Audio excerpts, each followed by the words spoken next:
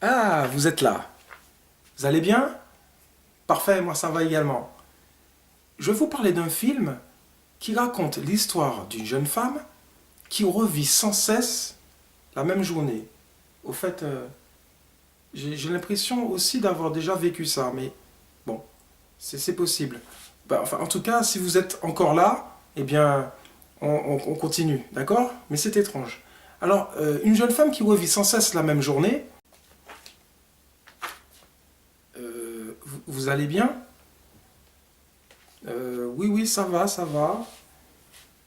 Bon, on va quand même faire la critique du film, mais c'est vraiment étrange quand même, hein.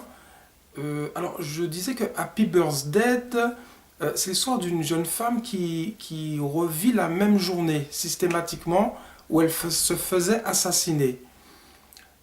Hey, salut tout le monde! Vous allez bien? Bon, moi ça va. Alors, je vais vous parler de Happy Birthday 2. Comment ça, vous n'avez pas vu le premier? Mais oui, rappelez-vous, c'était l'histoire d'une jeune femme qui revivait sans cesse la même journée. Et donc, cette jeune fille, un peu comme Bill Murray dans Un jour sans fin, d'ailleurs, il y a une allusion à ce film tout à la fin, eh bien, elle se faisait assassiner encore, encore et encore. Et donc, le but du jeu, c'était à chaque fois, chaque jour qui passait, donc, de deviner, chaque jour qui recommençait surtout, de deviner qui l'assassinait. C'était donc le pitch de Happy Birthday 2, un film très efficace qui jouait beaucoup sur ce renouvellement de cette journée, un peu également comme Tom Cruise l'avait fait avec Edge of Tomorrow, ou encore Jim Bellucci dans un film méconnu qui s'appelle Rétroaction, superbe d'efficacité également. Donc avec Happy Birthday 2, eh bien les mêmes acteurs reviennent, le même metteur en scène également, pour pousser un petit peu le film encore plus loin dans cet univers quantique avec ce renouvellement de cette journée qui encore et encore va surprendre le spectateur, puisque on déplace un petit peu l'univers de ce film vers un autre personnage. Je vous laisserai découvrir lequel. Et un petit peu à la manière de Retour vers le Retour vers le futur 2, eh bien, les scénaristes jouent beaucoup avec le genre et surtout reviennent au premier film et avec un scénario à tiroir totalement réjouissant, particulièrement jouissif.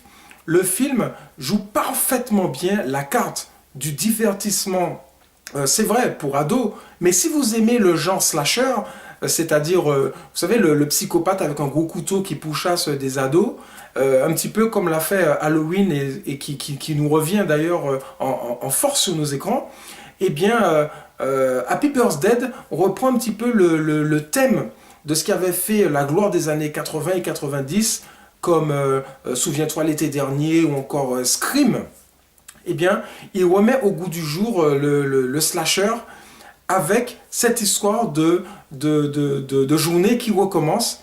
Et donc, comme je vous le disais, d'une efficacité particulièrement redoutable, eh bien, Happy Birthday 2 va ravir ceux qui avaient adoré le premier. Le petit bémol, évidemment, c'est que le film joue un petit peu est un petit peu redondant car jouant sur ce même thème. Et même si le rythme est très très efficace, même s'il est effréné, les acteurs se donnent à fond, la mise en scène est percutante. Bon, eh ben, on a un petit peu compris comment fonctionne le scénario, comment fonctionne la narration. Eh bien, il faut trouver l'intérêt ailleurs, mais surtout dans les indices que lâchent à droite à gauche les scénaristes, et c'est ce qui fait que finalement le film se laisse regarder avec beaucoup d'intérêt et de passion.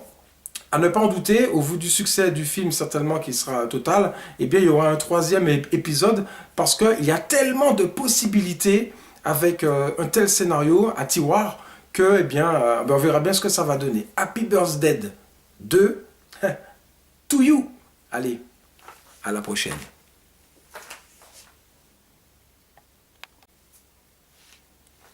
Hey, salut tout le monde, vous êtes là. Ça va? Vous allez bien? Oh oui, moi ça va également. Ah, c'est quand même mieux que de la lumière. Au fait, j'ai l'impression d'avoir déjà vécu ça. Bon, c'est étrange.